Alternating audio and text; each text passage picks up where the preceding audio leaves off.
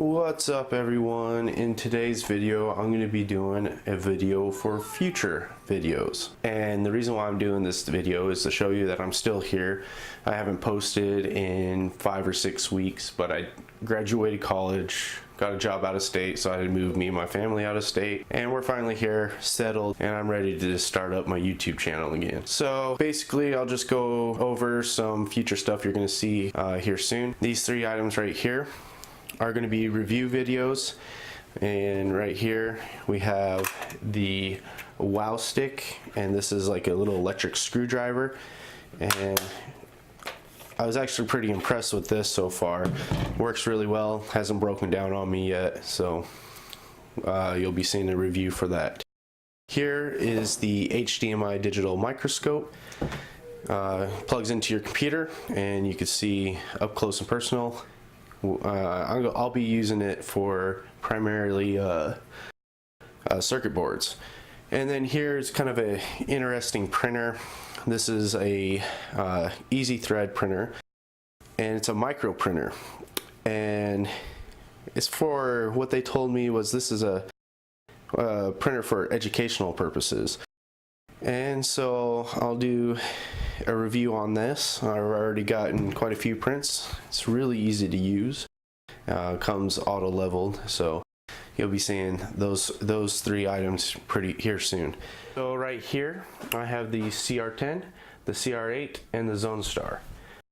And I had to take these all apart for the move, and right here what you see here, these prints, those are my test prints to make sure everything worked. I was actually really worried that these were going to break on the move, but they actually handled it just fine. And so I'll show these prints up close in a little bit, but let's just go over the CR-10. The CR-10's already modified, and I plan on taking out the, right now it has stepper dampers. I want to take those off because I feel like I'm starting to get a lot of ringing, and I have a feeling that it's those dampers. So they have over 100 hours, well over 100 hours on those dampers, and it seems like I'm starting to ring more. Everything's tightened, and so now I'm pretty sure it's those dampers. So what I'm going to do to reduce the noise, because those dampers really do reduce the noise by a lot, is I'm going to open this up and put a different control board.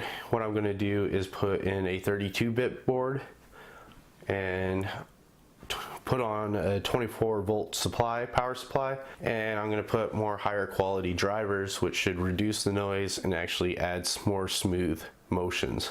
So that's the future plan for the CR-10. After those upgrades though, it's pretty much not a CR-10 anymore except for the frame. So it'll be a good printer though, that's for sure. It's already a good printer, but yeah, I just want to do those upgrades. So for the CR-8 here, this is a laser engraver and 3D printer. This one I'm not really going to do any modifications to, and the reason is this prints so well, and I don't want to screw it up. It does a really good job on prints. The very first print that I did on it turned out perfect, and little software changes that I had to make. So I think I'll keep that one pretty much stock.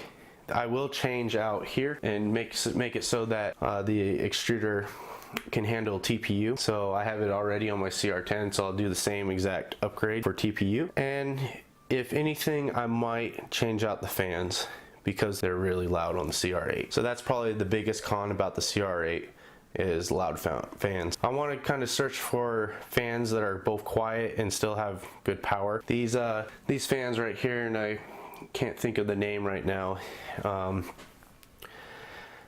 They're super quiet, but they do reduce performance. So, but they work. It still keeps the extruder head cold.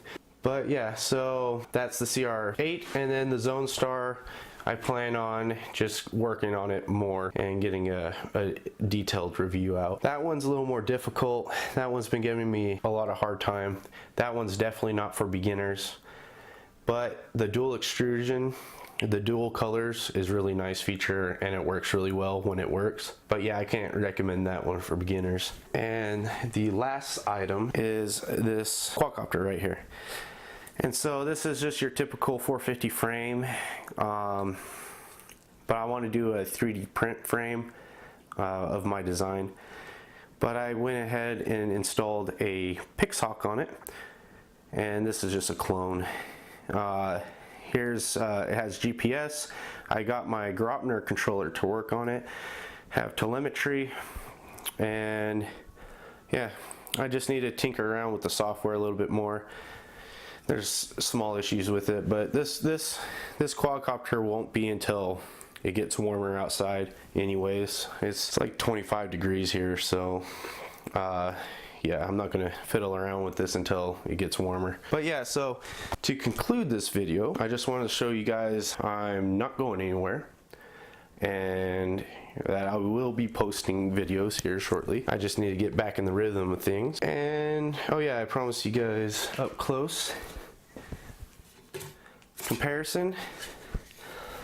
So here's the two little hands, and they turned out both pretty good,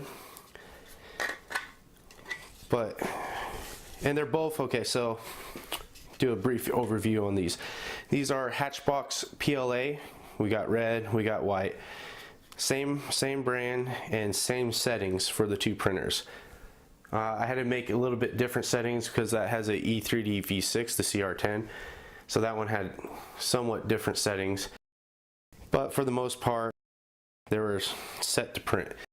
And quality-wise, it looks like I'm seeing a lot of lines in here, like thicker lines. And here is the CR8, and this one, I could barely see the lines in this one. This one turned out really well. So right now, my CR8 is beating my CR10 in quality, and this is completely stock. So that's why, another reason why I want to put in a 32-bit board on the CR10 and get this one, because I love the volume from the CR10. I love being able to print big stuff. So, but I want to have this quality for my CR10 again, and it used to be this quality. But I think I just need to replace those dampers. They're starting to wear. All right, let's go ahead and end this video. As always, thank you all for your support, and thanks for watching.